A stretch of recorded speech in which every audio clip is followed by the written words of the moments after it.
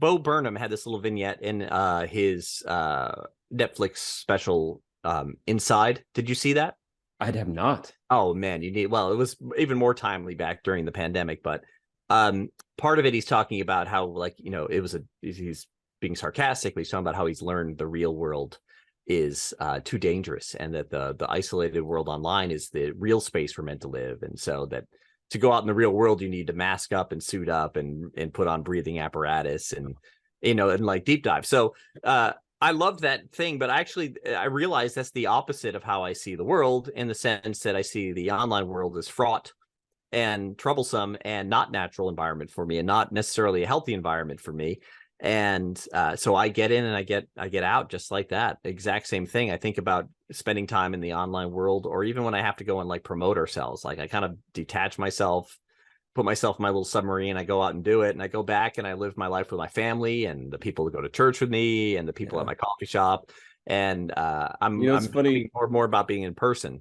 Neil, whenever I picture you, like during the lockdown era, when everybody had to like wear masks just to function outside, I always picture you in that like submarine helmet behind you. Oh yeah, for sure. I did some things like that when I went out. It was like a costume change. So I had this one. It was basically would turn the rest of my face into a lion, and it did a pretty good job at that. And especially with the beard. And so, but I would tuck the mask into my mouth so I could make the lion mouth move when I would talk. So, and I don't have them with me, but I have these lion glasses that went with it. So I would turn it into a costume. If you're going to have to do it, make the most fun of it.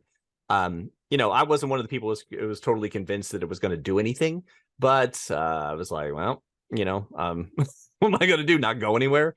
So, yeah. I hate that sort of exchange. And I kind of deal with that sort of exchange. Like there is this weird bargain happening in the world where we're constantly, if people pay close attention, it's that they're being asked to do something and they will comply, but they won't comply happily because they're afraid they're going to lose something else. Mm-hmm. And you end up losing like yourself and a little bit of your life doing that, more than the thing you were afraid of losing. So if you pay close attention to the modern world, there is this sort of like societal control and governmental control and media control that's on a different level than it was when I was growing up, and or even 10 years ago.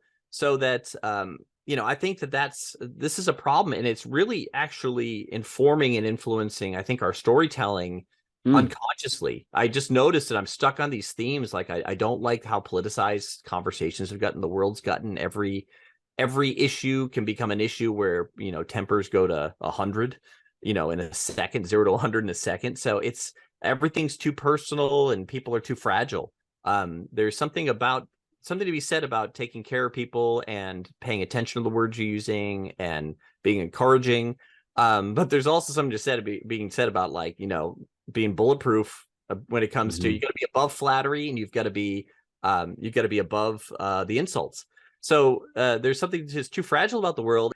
This sort of safety first kind of culture, and then also safety based on a very narrow source of information, a source of information that has incentive to slant it and skew it a certain way, as the media does. Every media outlet has this. I mean, they're in the entertainment business at the end of the day, so they have to keep us engaged.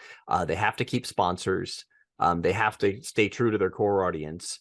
And because of these things, I don't think we're ever really seeing the world outside of our own life as it is at all.